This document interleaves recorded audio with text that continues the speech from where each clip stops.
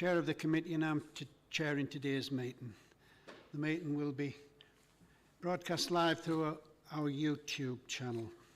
Before I commence with today's formal business, I'd like to cover some housekeeping issues. Could I ask everybody to switch off or make silent their mobile devices at all times, and your microphones unless invited to speak by myself.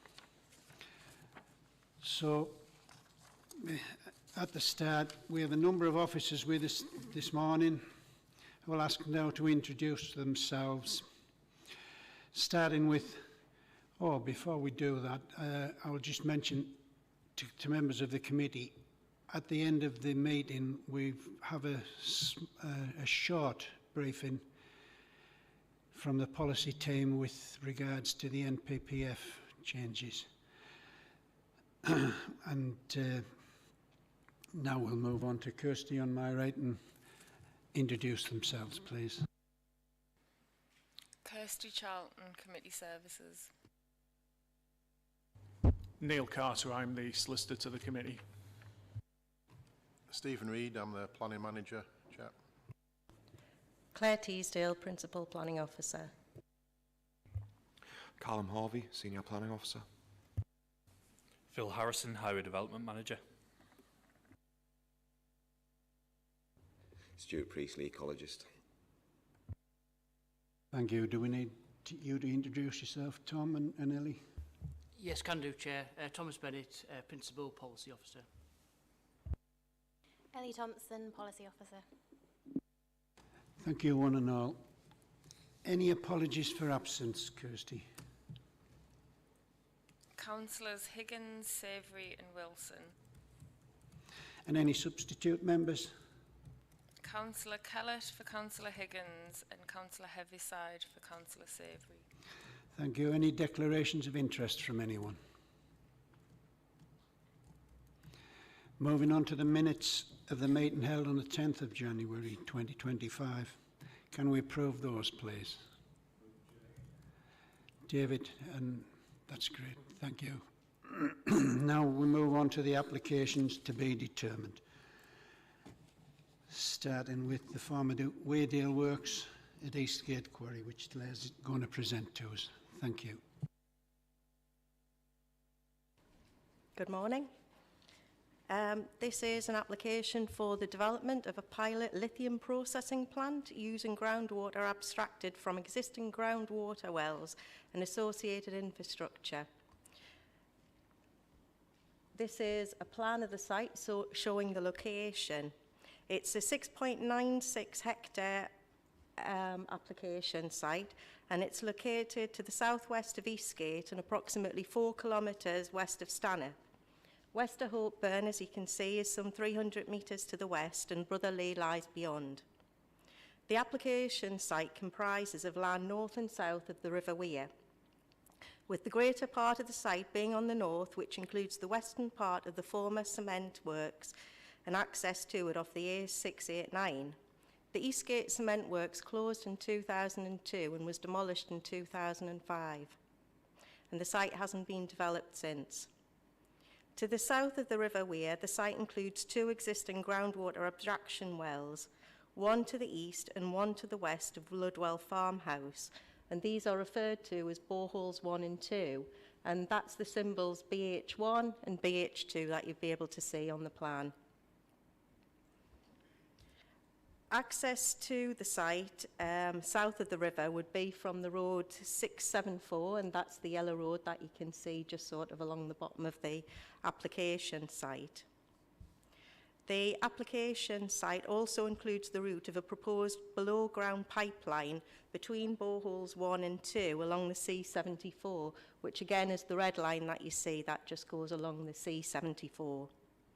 The application also includes the pipeline gantry across the River Wear, connecting the areas north and south of the river. And again, that's just that line that goes over the river. South of the River Wear, there are residential properties located along the C74, including at Wester Hopeburn, Ludwell Farm and Billingshields, and at Hag Gate, where there are also caravan parks either side of Hag Bridge as it goes over the river. On the northern part of the site, there are properties at Eastgate and the vicarage opposite the site entrance, with a property called Rosewell further along west, along the A689. The closest designated heritage assets to the application site are 3 Grade 2 listed buildings at Ludwell Farm. And Eastgate is a conservation area with a number of buildings within the designation. This is an aerial photograph. This is to sort of just show you can sort of get a bit of an appreciation here to the north of the River Wear of where the cement works was and its current state. And I'll have some photographs as well, which you'll be able to see in a moment. Borehole 1 and the access to it lies within the North Pennines National Landscape. This was formerly the designation known as the North Pennines Area of Outstanding Natural Beauty, the AONB, which changed last year. And so the diagonal red lines show you the extent of the designation. The land outside of the designation lies within an area of higher landscape value as defined in the County Durham plan. There are no ecological designations within or immediately adjacent to the site. There's areas of ancient replanted woodland located either side of the River Wear, which again you can sort of see from that aerial there. The purple is the route of footpath number 18, Stanhope Parish, and again that just shows you the relationship between the application site and the right-of-way. These are photographs of the access to the former works. So this is the existing entrance off the A689, and then this is, once you go through the gates, this is the view that you get, that sort of an access ramp that takes you down into the site. These are views sort of looking west when you're inside the site. Again, it's to just show you, you know, what's been left after the buildings have been demolished and how it hasn't been developed. There are a few buildings that you can see on that slide, but they aren't sort of part of this application and wouldn't be affected by it. The proposed access route to the site would sort of run sort of just to the north of this area, in front of the buildings though. Again, this is another view within the site. It shows you the existing gantry and just the state of the land that's beside it. If you recall, members, sort of back in the day when it was a cement works, the quarry being on the top of the hill, and then there was the gantry and the conveyor that brought the mineral down the hillside, over the river, and then into the cement works where it was processed by Blue Circle into cement. So that gantry still stands today. And here as well, this is just photographs a little bit further west in the area where the proposed pilot processing plant would be constructed and the necessary infrastructure associated with that. These are photographs of Borehole 1, so we've now moved to the south of the River Wear, and this is the entrance to Borehole 1. You'll have seen from the report that there are 2 accesses along this road. 2 accesses are identified within the application as possible accesses to this development. However, it's the access between the 3 sycamore trees, which are TPO'd, which is the proposed access that the applicant is intending to use. The other access is used by Northern Lithium, another company which is currently undertaking exploration and monitoring for lithium as well at the same time. This is a view again of Borehole 1. You can just see the wellhead with the cover on one of the photographs. And over to the west, you can see some of the works that are currently being undertaken by Northern Lithium. The photographs showing the access track in terms of the location of the Borehole 1 site, it's just if you can see in the distance, there's some tyres and it's just land just beyond there. What it also shows here is that there are 2 proposed routes for pipelines to carry the water abstracted from Borehole 1 along to the Borehole 2 site. 2 options. One is down that access track that you can see there, and the other is to the right or the east of that, just going across agricultural fields, which is one of the other options that the company is considering. This is a photograph of the Borehole 2 site. You can just see in one of the photographs just a little raised dark area, and that's the wellhead. That's the existing Borehole 2. And again, you can see the gantry just at the bottom of the road here. That was part of the former Rescate Cement Works. And you can also see the access into Borehole 2 site area. In terms of the proposal, groundwater containing lithium would be extracted from the existing Borehole 1 and piped under the road along to the site of Borehole 2, and then it would be sort of stored there slightly, but then transferred into pipelines to take it across to the work site to the north of the river. As I say, Borehole 1 would be used for groundwater abstraction. A pump would be installed below ground level within the well, and supporting infrastructure would be installed at the wellhead, comprising of electrical and pumping equipment, as well as storage of materials for maintenance. And as I say on here, as I mentioned before, there were two potential pipe routes transporting the water, one straight down the access track and then the other one that just goes off at an angle. This is the proposed borehole, Site 2, and this would include pumping and water storage facilities to allow the onward movement of groundwater abstracted from Borehole 1. Condition surveys would be undertaken to evaluate the condition of Borehole 2, and it may include tests to re-inject the water back into the ground following the removal of lithium over at the work site. This is showing a visualisation, as the other one did, of how it would look as built out. And as I say, two temporary buildings proposed, one over the Borehole 2, the second to house a pumping station and a water tank as well. Construction activities at Borehole 1 and Borehole 2 are expected to take approximately 6 weeks each at each site. The first phase of the works on the former work site, once everything else to the south of the river is set up, would be initial field trials in order to refine the technology to be reused for the processing of the lithium. And the field trial processing facilities would be installed within a building, as you can sort of just make out on the plan. Earthworks would be undertaken to form the access track and a development platform and a water attenuation pond. Certain structures would be removed at the end of this phase and others would be retained alongside the pilot plant. The field trials phase is estimated to take around about 18 months, and then that would be followed by the operation of the pilot plant. And so this would require 2 additional buildings and 2 additional storage tanks.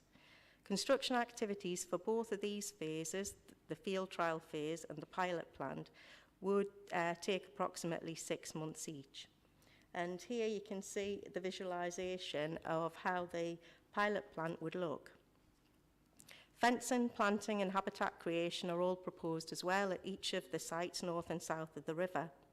And with regard to reinstatement, the proposed development would cease and all above ground structures removed 15 years from the start of the pilot plant's operation. Permanent planning permission is sought for the underground pipeline route and the gantry.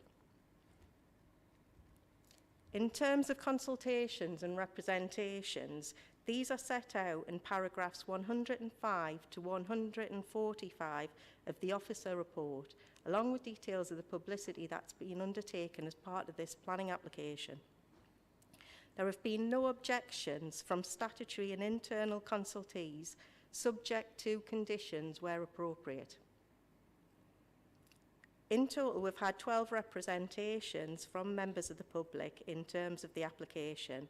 There's been 1 objection, 7 support and 4 representations offering comments on the application. The objection is from Northern Lithium, who has submitted 3 objection letters in total. And these are summarised in paragraphs 125 to 129 of the report.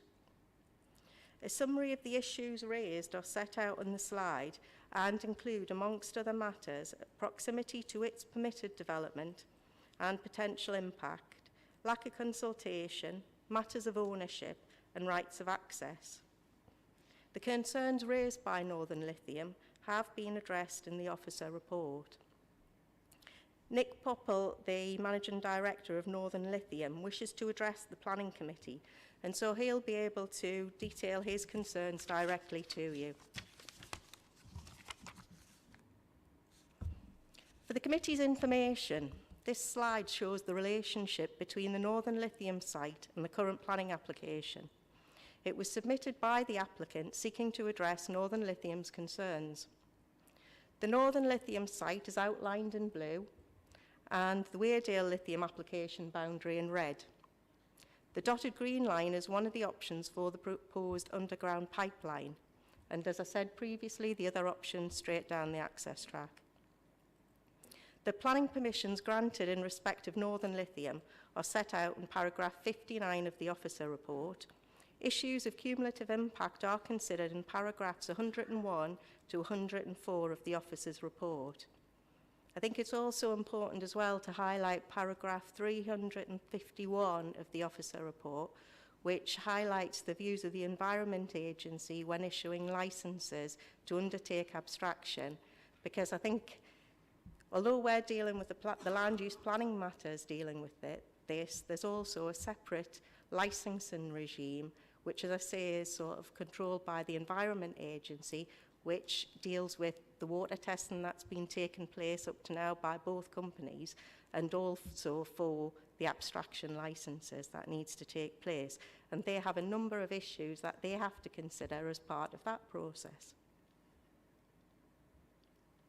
In terms of support, we've had 7 letters of support. The reasons for support, again, are set out within the officer report and are summarised on this slide as well. Reasons include reduction in CO2 emissions, opportunities to develop lithium production in the UK, opportunities to contribute to net zero, redevelopment of the work site, use of pipelines as opposed to vehicles, opportunity for integration with proposed lithium processing plants in Teesside and battery production plants in Sunderland. With regard to representations that we've received, 2 landowners have raised concerns regarding the access to Borehole 1 through their land and potential works to the TPO trees. Installation of pipelines across their land and in the highway, and also concerns regarding road closures and how it would impact upon them. One resident 1.5 miles away has also raised concerns regarding the impacts upon domestic water supply and an alternative and the effect of a detrimental effect as a result of the abstraction of the water. The officer report sets out, details this and provides, comments in relation to this concern that's been raised, having regard to views from the Environment Agency as well.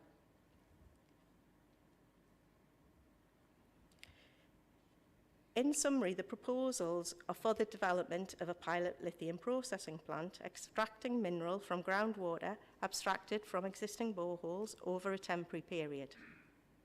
Lithium, as you'll have read in the officer report, is a critical mineral as identified by the government. And a sustainable domestic source is considered to be vital to the industrial strategy of the UK as it moves towards a net zero carbon future by 2035. And the importance of lithium can't be overstated. The benefits of this proposal are economic, environmental and local.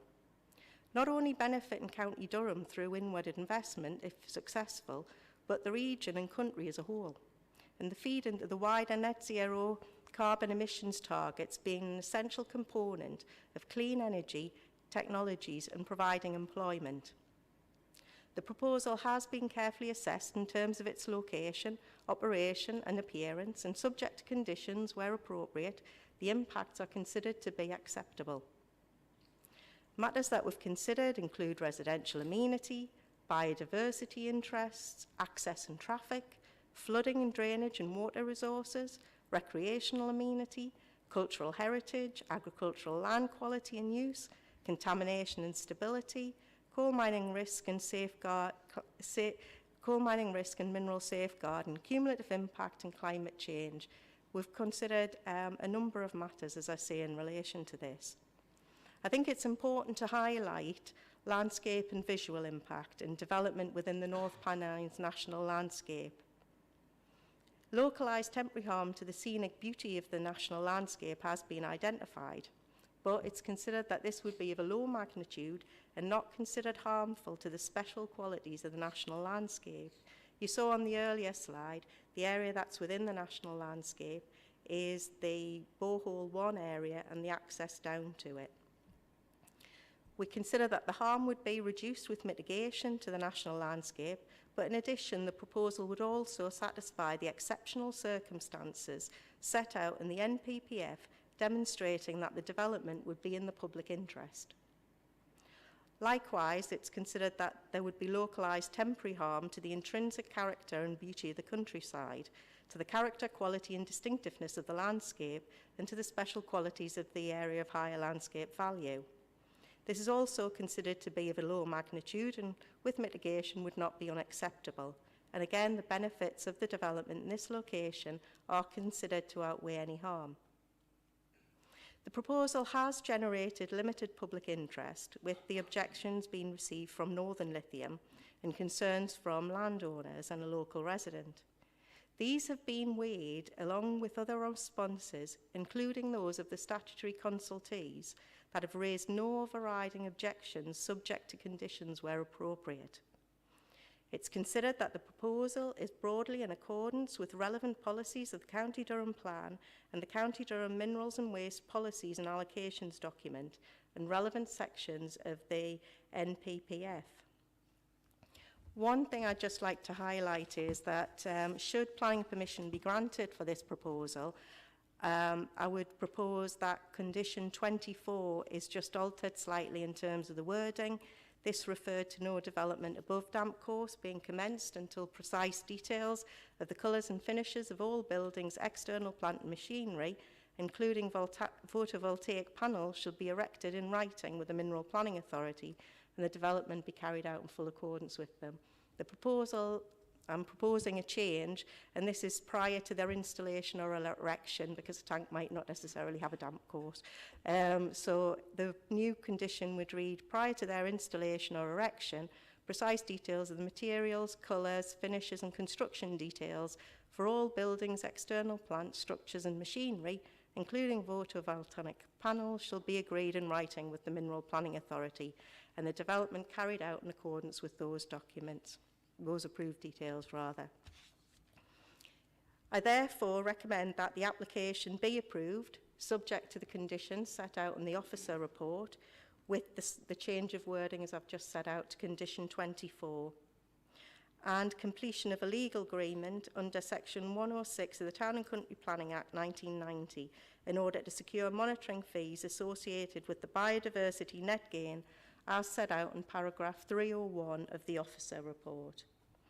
Thank you for your time. Thank you, Claire. Now we've got 3 speakers on this item, starting with the local member, John Shuttleworth.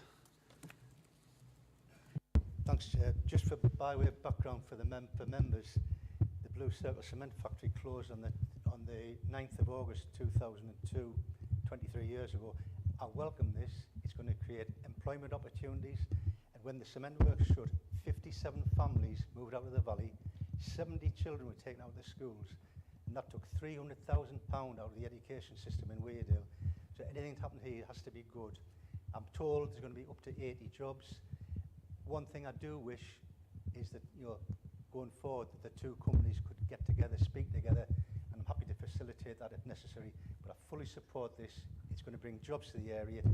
It can only be good. And there's only 2 places where there's lithium, and that's Cornwall and Weardale. So I welcome this, and I hope people support it. Thank you. Thank you, John, and that's a very good point, to try and get both of these lithium companies speaking to each other and working together. Instead of, we have 2 speakers on this. One objector, Nick Popple from Northern Lithium, and speaking as a supporter and applicant, Stuart Dixon. You'll each have 5 minutes, starting with you, Nick. Thank you. Nick Popel, Managing Director of Northern Lithium. I wanted the opportunity to say that we generally welcome the officer's report and that Northern Lithium is particularly pleased that the national, regional and local importance of a domestic supply of lithium is recognised. The officer's report talks about cooperation between the two companies, Northern Lithium and Weirdow Lithium. It is important to say that the two companies are not in competition with each other, and conversations between both parties have already begun about how we might collaborate going forward to ensure we can accelerate the delivery of a secure, sustainable domestic supply of lithium at scale from the North East region. However, and as highlighted recently in responses to the planning application, Northern Lithium does have concerns about the proximity of one of the proposed pipeline routes to our own operational site we refer to as LEB1 at Ludwell Farm. We note that there has been an engineering report commissioned which dismissed our concerns, but that report was done without any knowledge or detailed information about LEB1's actual construction and use, both existing and planned. We feel this could be dealt with by way of a suitable condition.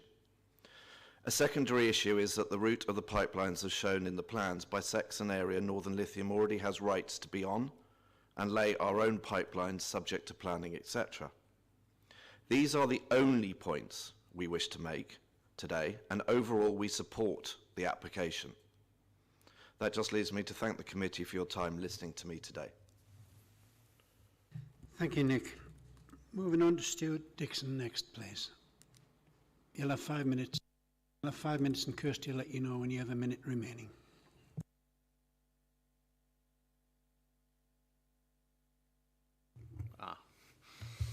Better at lithium than technology. Mr. Chair, members, officers, thank you for your time in hearing this important application. I believe the planning officer's got some slides. I'd be welcome if you could put them up for us.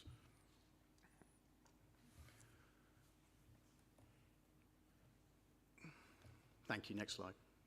So this is an important application which really sees the rich industrial past as a foundation for the future green economy, not only here in County Durham, but also in the UK. Significant redevelopment opportunity, and I would like to thank the planning officer, all of those involved in hearing this application and the diligence with which it's been prepared, including my own team and specialist advisors. Next slide, please. As you can see, this is an innovative, eye-catching and important economic and social project for the area. As the councillor has said, the cement works closed over 20 years ago, and this is really important to develop this site and bring back a number of jobs. These are future-facing jobs, technology-orientated. Next slide, please. As you can see, it centres around the former cement works and makes use of a prominent brownfield site. This, again, is important where, throughout our DNA, it is about low carbon, high environmental credentials, and ensuring a green, prosperous future for us all.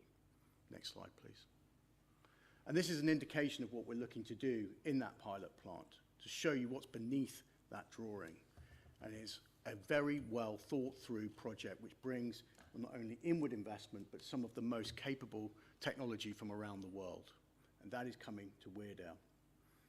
So we believe this is the first step to unlocking this entire resource potential of Weirdow. Successful trials here will lead to further investment and scale up to full commercial production. Next slide, please. And this is what it looks like. It's £1 billion in gross value added to the region. The calculation has been done by external consultants and has shown, some of that work is shown below. There are a number of jobs which are seen to grow incrementally through this project, and I commend this project to you and hope that you will support it. Thank you. Thank you, Stuart. Claire, do you want to come back on anything that's been said? No. Any questions from members? For what, Mike and then Jim. Thank you, Chair. Would it just be possible to give, in layman's terms, what actually happens at the site? What the technology is and how it works? And very happy to do so. Very simplistically, We pump water from the existing well through pipes onto the cement works, and then it goes through a number of effectively filtration systems. These are cylindrical columns, which then we use an ion exchange technology. There's a number of other technologies that are around direct lithium extraction. This is cutting edge technology. So the water, chemistry of the water changes throughout that process, and we are selectively extracting the lithium ions from that water. That then gets retained, converted into a lithium chloride, and then that then gets converted to a lithium carbonate. And this will be the only site in the UK which will be permitted to do an end-to-end process to produce battery-grade lithium carbonate on site. Lithium carbonate is a saleable product that can go straight to market for use in battery electric vehicles and battery energy storage systems. So then the water, the remaining water, to finish the last bit to your question, will then, in this instance, be taken away for industrial disposal, also in the northeast at a permitted facility. So there's no actual mining as such, it's a filtration of water, basically? We regard ourselves as briners, not miners. There's absolutely no mining. I've just got a couple of more questions, Chair, if you don't mind. In terms of the project, it's talked about as a pilot. If the pilot is successful, does it then scale up, or does it stay as it is? It scales up. As I said, this is the first step to scaling towards full-scale production. So what we're doing here is proof of principle, proving that that end-to-end process works. Again, it's the first time that this will be done on-site in the UK, and that then will lead to an investment decision for a full-scale production. Sorry, and would that involve further building works, more buildings, more extraction? It would require, in time, further buildings to be done at Eastgate. Eastgate is a big enough site for full-scale production and doesn't see any other major construction throughout Weardale or the wider County Durham area. The central processing facility model has been proven and adopted by other projects in North America and Europe. And the decision point to scale up, when would that be approximately? When is the pilot judged a success, basically? The planning officers set out some of the timelines, but broadly we're expecting this to be an 18-month to 2 years process to not only build, construct, commission, operate, and what we're looking for here is proving this works over time, so understanding how the boreholes function over time, understanding how the technology works over time, understanding consistency of product over time is important to make that next stage of development. But as I said, we're very confident, and as a result of these trials, we do expect to receive a performance guarantee on the technology. So that's a real key enabler to know that we can then scale up with confidence. Thank you, Chair. Thank you. Jim Atkinson, you have a question. Just a couple of quick questions for me, Chair. Again, it's on a similar line to the process, but mine's a bit more about sort of when I see pumping water, I see a big lake under the ground. So I'm thinking, what happens after the water comes out of the ground? Do we have a sinkhole lake situation? Is it different to that? The chemicals in the water are what they are when they come out of the ground. They go through the process, and then they come out the other side, I presume. And so from coming out there, what's left, and coming out the other end, what have we got now? And just another quick one. So as far as I'm concerned, and I always say this, is I'm looking at this planning as it's written here, but we've got an objection which mentions a proximity problem. So as far as I was concerned, I'd be passing this plan off, and everything I say at the moment I like about it. How are we going to resolve that situation so it sits in with this plan? Thanks. Got the proximity question here? I'll address both questions. I think you asked me two questions. The first one was about effectively geological competence and how the water is held in the Weardale granite, and that's the answer to your question. The Weardale granite sits over 350 square kilometres of that particular area and the surrounding area. And granite, as we all know, is extremely hard. The water is effectively being channeled through a number of fissures and fractures in that granite. So rather than a lake that you describe, what we see is effectively rivers and streams through where there's weakness in the granite. So overall, you have a very highly competent landscape there, and the risk of sinking and all the rest of it is not a risk. Very good. The second aspect of your question was... when it comes out. Sorry? Once the water's gone through the process, what happens with it after that? Has it changed in any ways? So the chemical composition of the water will change because we're extracting the lithium ions. Right. So in this instance, as I said, and the application refers to, we dispose of the water post-process at an industrial facility at Redcar, probably. As we scale up to full-scale production, which will come back to this committee, it is likely that we will re-inject. And that is required under the Environment Agency. And the planning officer has referred to the requirements. So re-inject that? So the water goes back down. Oh, not storage? No. We want to put the water back in the ground. But that will be the subject of a future application once we make that decision to invest at full-scale production. And again, as the EA are very involved in that. So when it goes back down...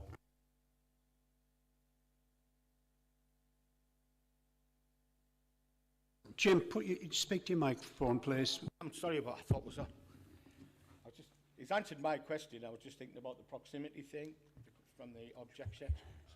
As far as I'm concerned, we'd have to have that resolved, or I'm presuming it's all right with the plan as far as the officers are concerned, which I would recommend approval of.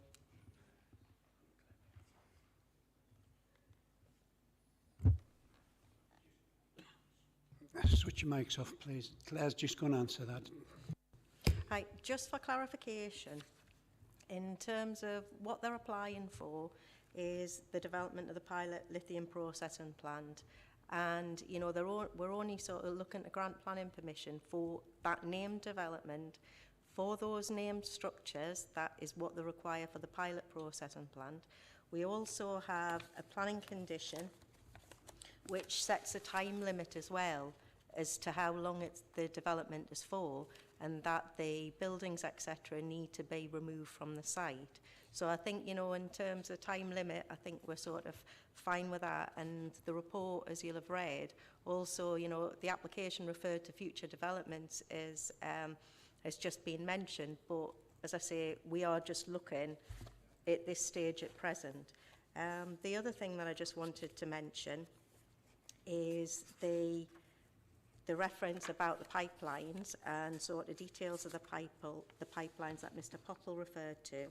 And I would refer you to condition 10 of the proposed planning conditions, and that requires details of all underground pipe work to be used for the transport of water from the abstraction boreholes to be suitably designed to prevent leakage. And prior to the installation of that, the details have to be agreed with us and the Environment Agency. But through that condition, it gives the details of where the pipeline is going to go, has to come to us, and we have to approve that. And I think the other thing, just in terms of, you know, land ownership, that's not a matter, you know, for us to consider through the planning process. That's something for the applicant, you know, to get the permission of the landowner if that was the route that he was wanting to actually undertake. Thank you. Now, I've got another couple of questions, but I'll ask a question of me own if I'm able to, please. Just because we've been discussing the water situation. All of these properties in the surrounding area on both hillsides will be spring water supplies. Now, if you put in water up and down into boreholes, how is that going to affect? You've already described it to Jim that it's not a lake underground, it's stratas and crevices and whatever else. I personally have first-hand knowledge of what it's like to run out of spring water and how long that can last. There's been a lot of rain and people asking they'll be saying your water's fine now, surely. And you get to Christmas because it takes time to build up. Now, if you're extracting please explain how that's not going to affect local people and not just the Ludwell farm. It'll be on both sides and it'll cover a big area. Thank you. It's an entirely understandable question. And the simple answer is the water that is abstracted from boreholes for domestic and agricultural use in the area is extracting water from a completely different horizon than the water that we would be abstracting for the lithium extraction. And the simple realization of that is that if it was the same water, you would be drinking hot, salty, poisonous water every day, and your cattle would be falling over. So they are two different water sources at different depths, and therefore there's no interference at all in them. Thank you. Patricia, please. Thank you very much, Chair. Yes, mine's about water as well. This is really interesting, this planning application, and I'm enjoying it greatly. I understand that it's very important that we do use our minerals as best we can, and lithium obviously is a very, very valuable product. When you were talking about the process, and you showed us it going through, I'm sure you said that the water that comes out, the water that comes out is sent somewhere else, the spoil, in other words. Is that water toxic?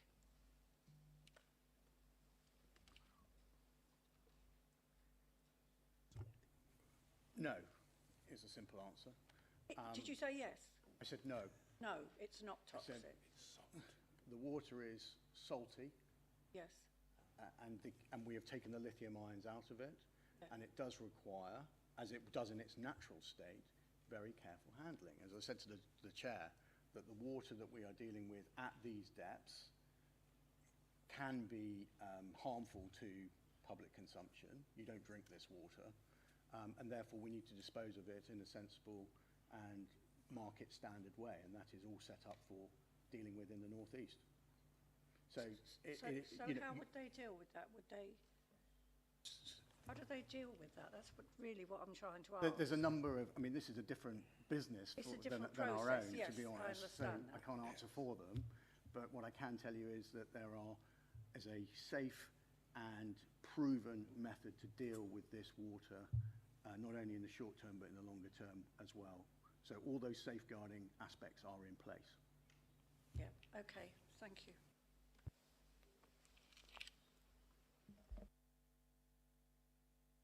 We're just going to bring Claire in to talk about the Environment Agency side of things.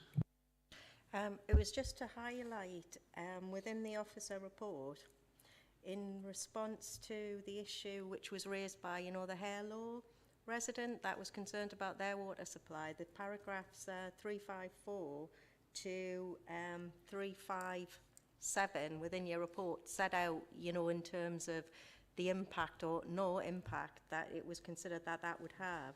I think it's important to highlight as well that the Environment Agency recommends the inclusion of a number of planning conditions which should mitigate any risks from the transport and storage of the waters associated with the approved scheme. So the Environment Agency have given us conditions as well to put, on any planning permission if it was granted.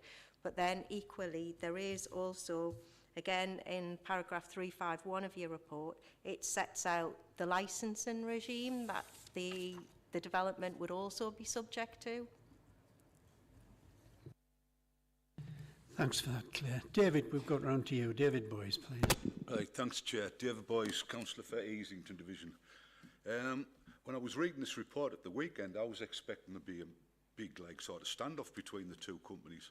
But when we've listened to the representatives from Weardale Lithium and Northern Lithium, it seems as though there's an air of collaboration with just one point of the pipes that Weardale are going to be using in proximity to the operation that Northern Lithium is doing. And I guess I could just ask both representatives from both companies, the guy from Northern Lithium, what could Weardale Lithium do to make sure that there isn't this like sort of proximity of the pipes to your operation?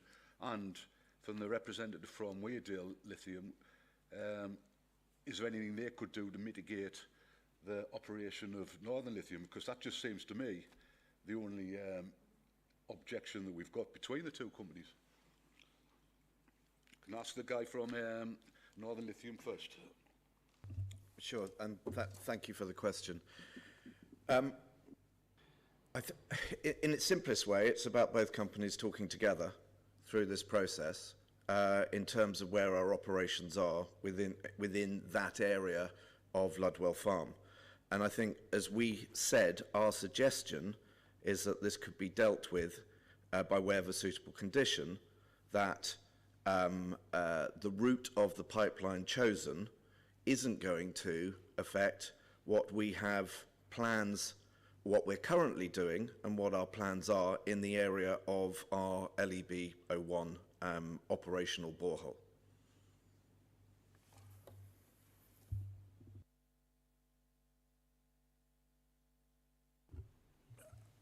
You're absolutely right, and there is a willingness from both companies to want to collaborate and move forward, because this is the opportunity for all of us, and you know, that collaboration has been alluded to, and those talks are ongoing.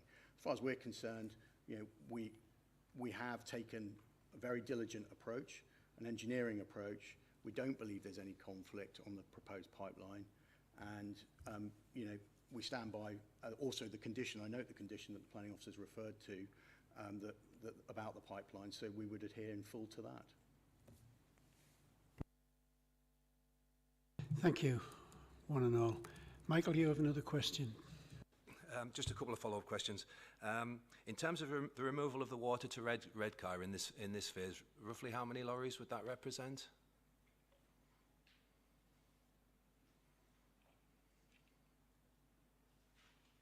Per week, or?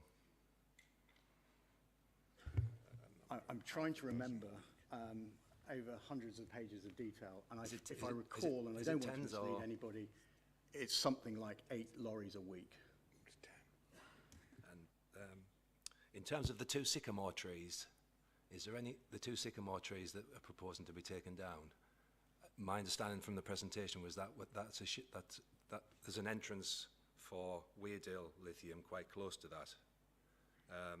Is there any opportunity to collaborate and not take the 2 sycamore trees down?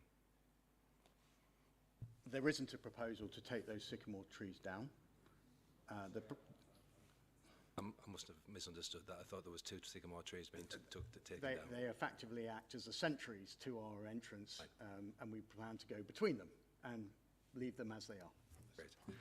Thanks. And then what's the difference between Northern Lithium and Weardale Lithium in terms of the projects?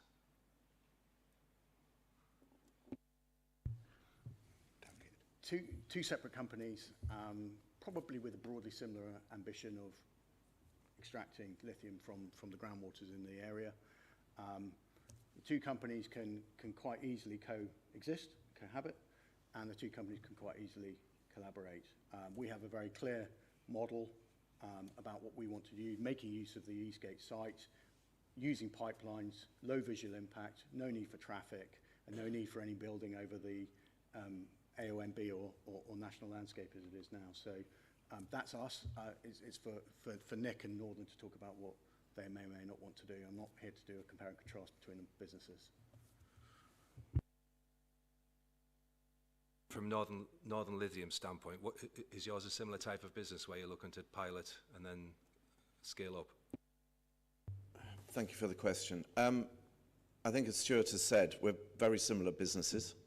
We're both looking at the extraction of lithium from brines within the Northern Pennine Orefield. Ludwell Farm is the first site where both companies are operating adjacent to each other. Our focus to date, with 2 boreholes drilled so far and already long-term pump tests done between the 2 boreholes for both abstraction and re-injection of brines, has been understanding the underlying, call it resource or reservoir, in terms of the brines at depth within the granite. And that is where our focus has been. We have Environment Agency approval and planning approval with a pilot demonstration unit, front-end direct lithium extraction unit on site currently, and we are due to start further pump tests and trials of that over the next 2 months.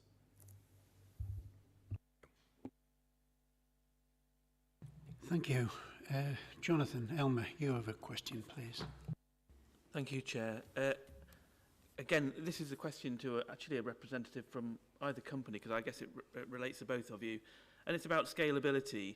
Assuming that your work in this quarry proves the concept, and I guess that's what you're trying to do here, demonstrate that this is commercially viable and then possible to scale up. Would you be looking to scale up within that quarry, or well, the area? Would you be looking to scale up within that area, or is the intention to sort of look then more widely across the region for other opportunities, wider opportunities? So there's two aspects to your question in terms of scaling up. One is, where are wells extracting the water? And the second aspect is, where is that water being processed? We're crystal clear that Eastgate Cement Works, former Cement Works, will be a central processing hub for all of the water which we plan to abstract from wells across the area. So with the current situation, we have two companies in a very small proximity, and it is likely after this phase that both of us will need to drill. In fact, it's not likely, it is definite, that at time we will need to drill further wells over the North Pennine ore field. And so we will dissipate ourselves. We will become dislocated from each other as two businesses. As is very clear, wherever we drill a well, it will have a pipeline to maintain that visual, pristine views that you have in that area back to Eastgate, and all of the processing will be done at Eastgate in a controlled, central manner where we have operational efficiencies, economies of scale, and maintain the visual impact of the area. That is all.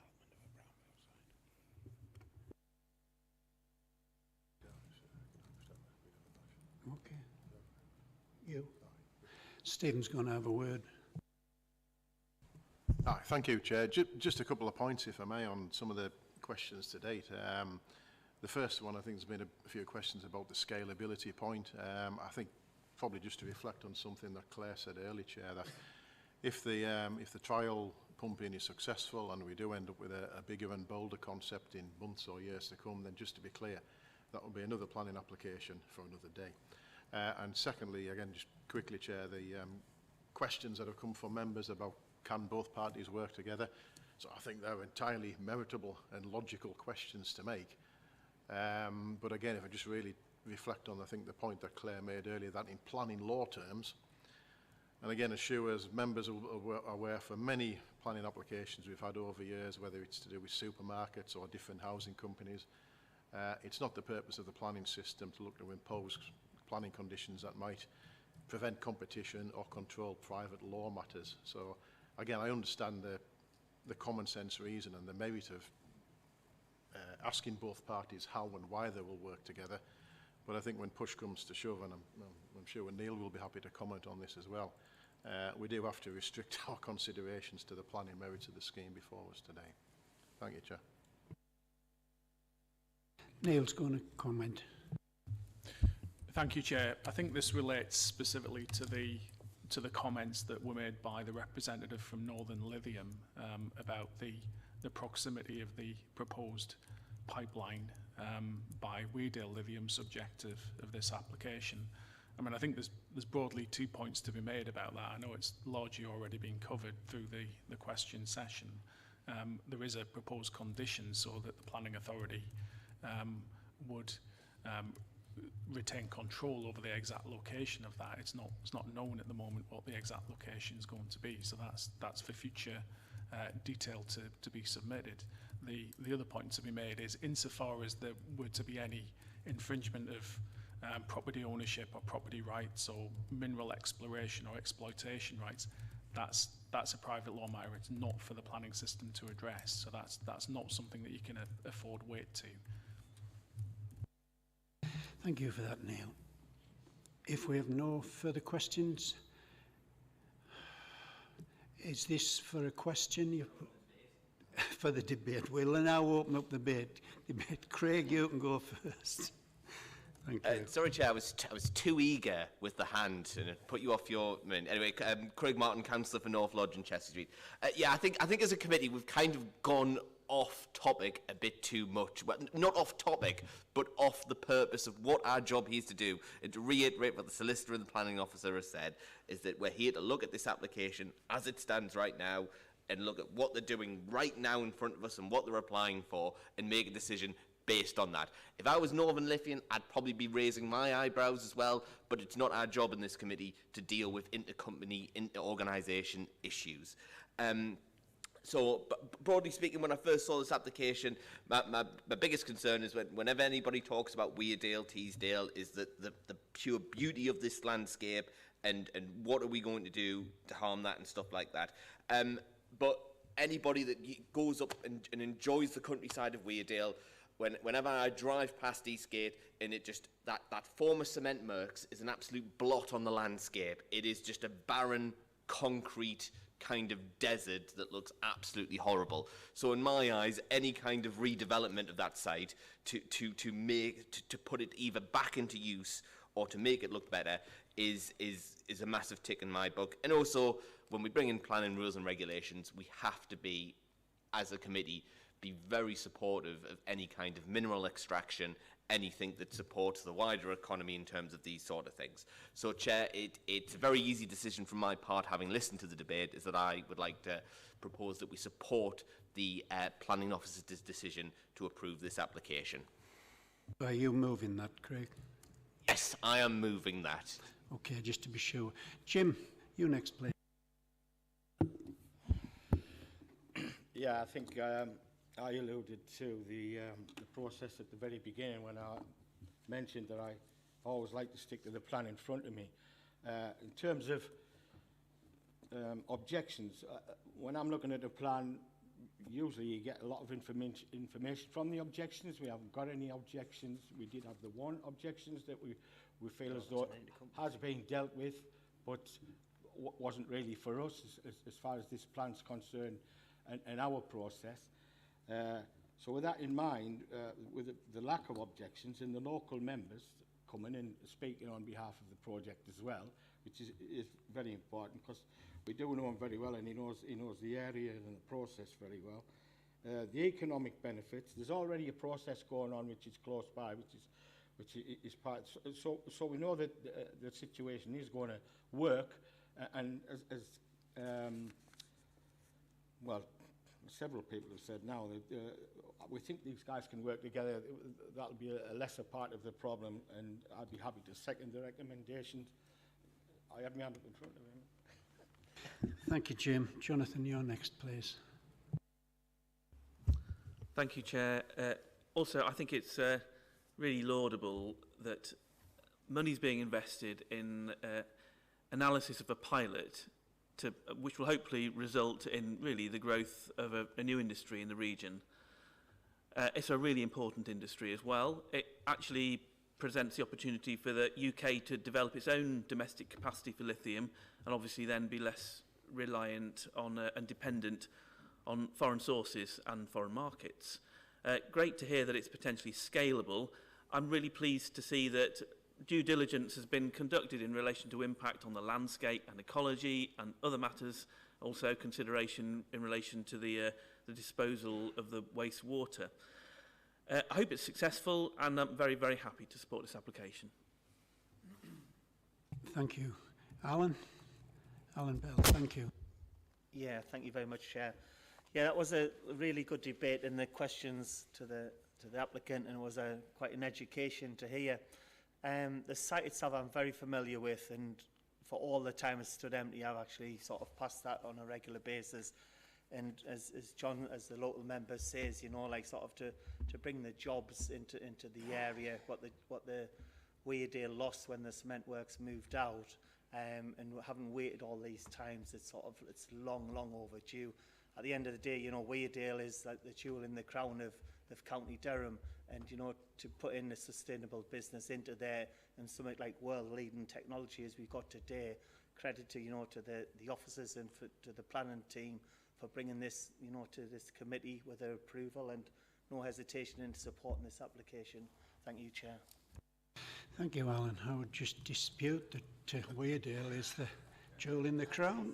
I represent Taysdale, you know. David Boyce, please. Thanks, Chair. Yeah, I fully support this. As somebody who represents an area where we've had coal mining absolutely devastated after 1993 when all the pits were shut in the area, and myself and likes of Kevin Shaw behind us, we know the devastation that has been caused. To get a new industry coming up like this, and as the local member said, you know, they went through the similar thing when the cement works shut. So this is an exciting new industry that's going to potentially create a number of jobs and like money coming into the area. So, you know, we need to support schemes like this. Thanks, Chair. Thank you, David. Michael Curran. Thank you, Chair.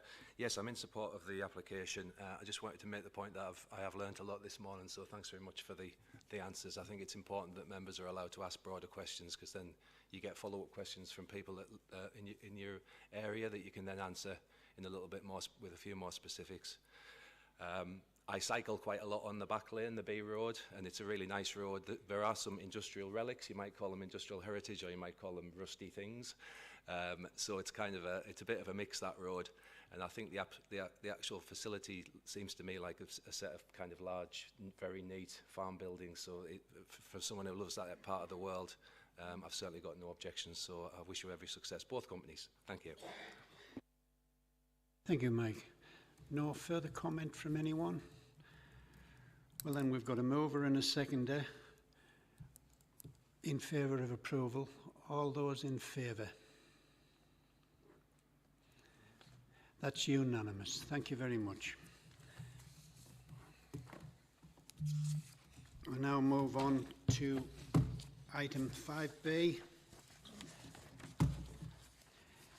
It's land north of Emerald Biograss, Aycliffe Business Park. And Callum's going to present to it when he gets into the chair. Thank you.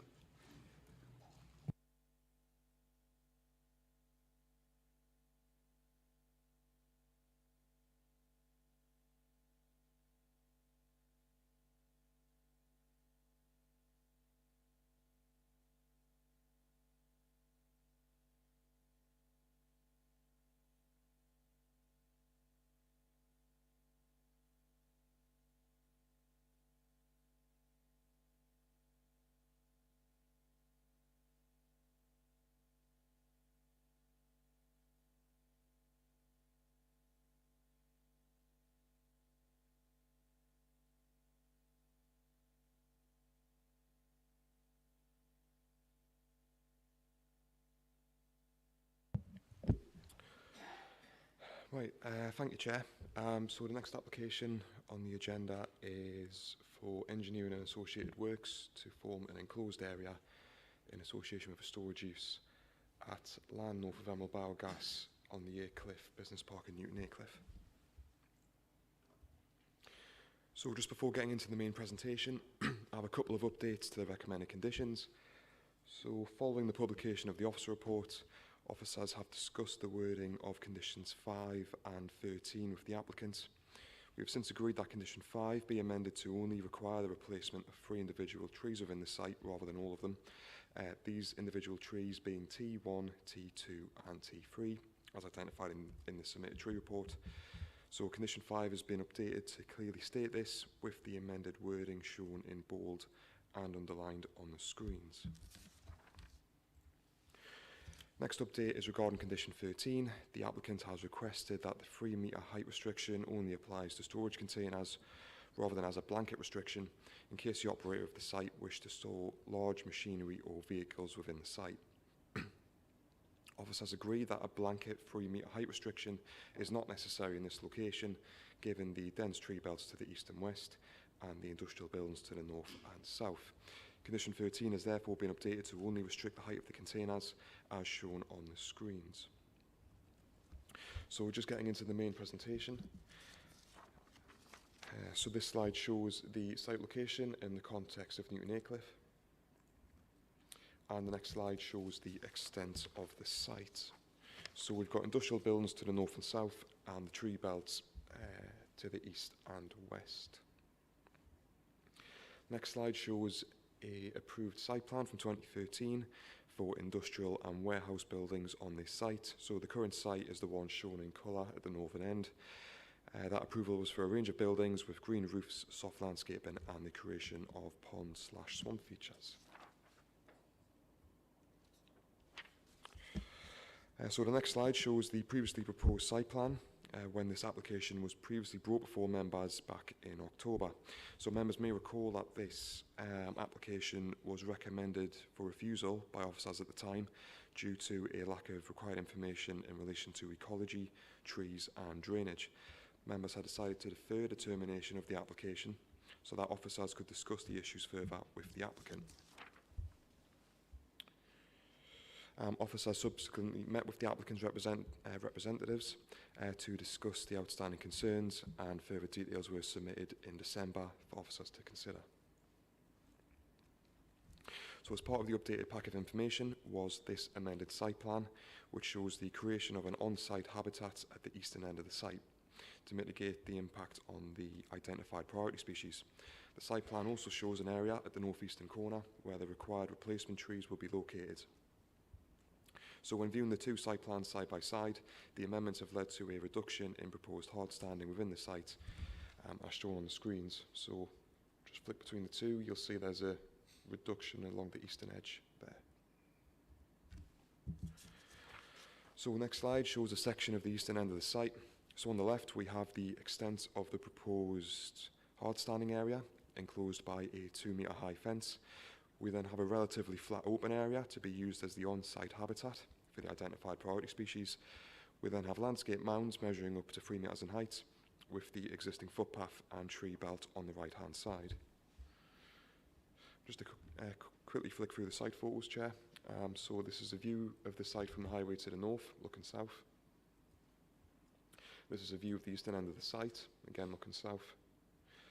And this is a view of the centre of the site with the western end on the right.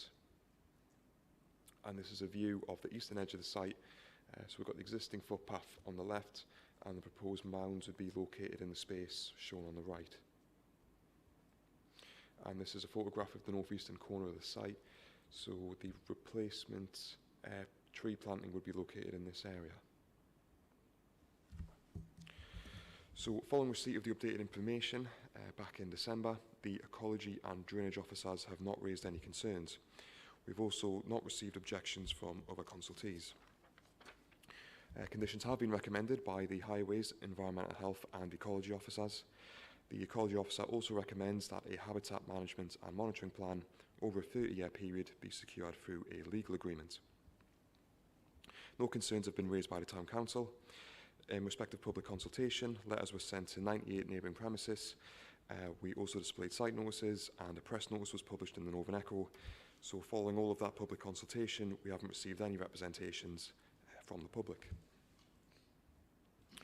So just to conclude, Chair, so following receipt of the further information and amended drawings in December, officers consider the previously raised concerns relating to ecology, drainage and trees have been addressed. A number of conditions are recommended, with conditions 5 and 13 to be updated, as described earlier in the presentation. The habitat management and monitoring plan would also need to be secured through a legal agreement. Officers therefore recommend that this application be approved, subject to the recommended conditions and the completion of a legal agreement. Thank you, Chair. Thank you, Callum. Now we've only got one speaker speaking as a supporter of the applicant. It's Anthony Greeley, who's the agent. So you've got 5 minutes, Anthony, and Kirsty will let you know when you've got 1 minute remaining. Yes, thank you, Chair. Good morning, everyone. So as the case officers explained, the application was reported to committee last October, and was deferred to allow time for the applicant to address the outstanding matters in respect of ecology, and particularly the protection and management of dingy skipper butterfly on the site during the construction and operational phases of the development.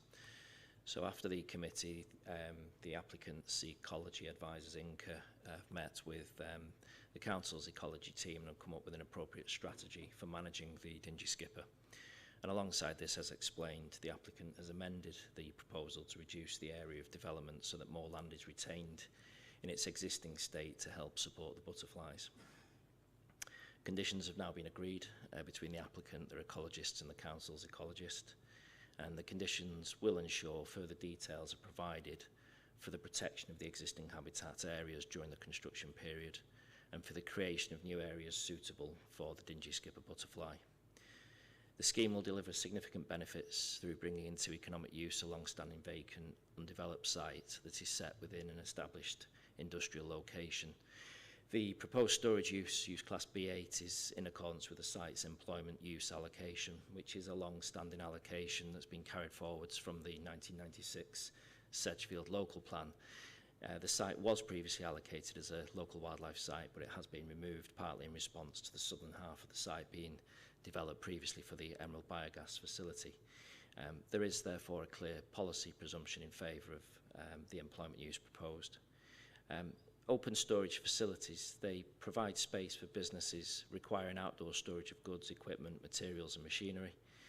The approval of this application will provide support for existing and new businesses in this part of Durham, reduce the potential for businesses to relocate elsewhere in order to meet their expanding and growing storage needs.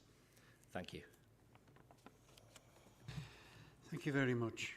Callum, do you want to come back on anything? Nope. Any questions? Happy to help. So any questions from members? Jonathan, you've got a question. Yeah, a question for the council's ecologist, so I can see is amongst the officers. Are you confident that the application is going to achieve net gain? Is that a requirement for this application? Yeah, I guess that's my question. Yeah, the application only needs to cover off the protected species or species of importance and of concern, so that's why it's concentrated on the ginger skipper. There's a lot of history to this site, so the sort of habitat net gain was dealt with previously through financial contributions, so we're left with just the outstanding issue on the ginger skippers. So now we've dealt with that, yeah, the site and its history has delivered what it should do.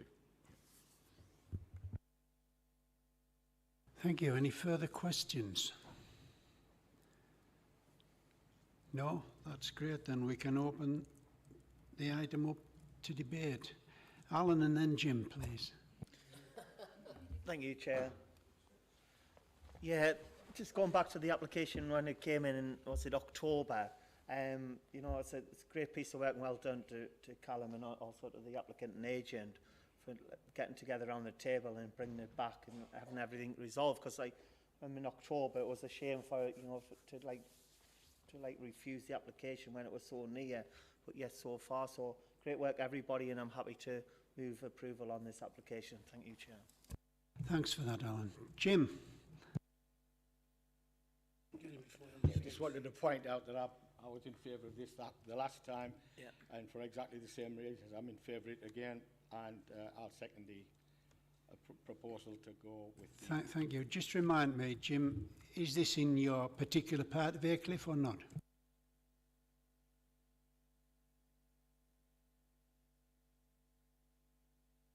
Jonathan and then Patricia. I just wanted to make the point that about 20 years ago I surveyed this entire site, including the area that's now developed by the biogas development you can see on the southern part of the photograph. It was then classified as a county wildlife site. Now, I am in support of this application. I want to start by saying that but what I want to point out here is that during that period of time, we've now lost a county wildlife site. Now, these are sites that are declared across the county as being the most valuable representative areas of wildlife habitat that we have in the county. So for some reason, I don't, and obviously this is connected with the previous application, so it's not a consideration for this one. I do want to make that point. But we have now lost an entire county wildlife site. But I'm really pleased to see that the current applicant is making provision for the translocation of dingy skipper, which is a very important species within this county, the translocation to alternative habitat provision. So that is positive, just flagging up the fact that that's the disappearance as a consequence of two consecutive applications of a county wildlife site. I'm really disappointed at that aspect of it.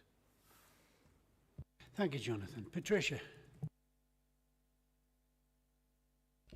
Thank you, Chair. I actually concur with what Jonathan said, and I was quite concerned about the transfer of any species that we need to transfer. Do we actually know what is on that site, apart from what Jonathan mentioned, that would be a loss if we didn't take remedial work to remove it to somewhere else where it can flourish? Who knows the answer? Okay, thank you.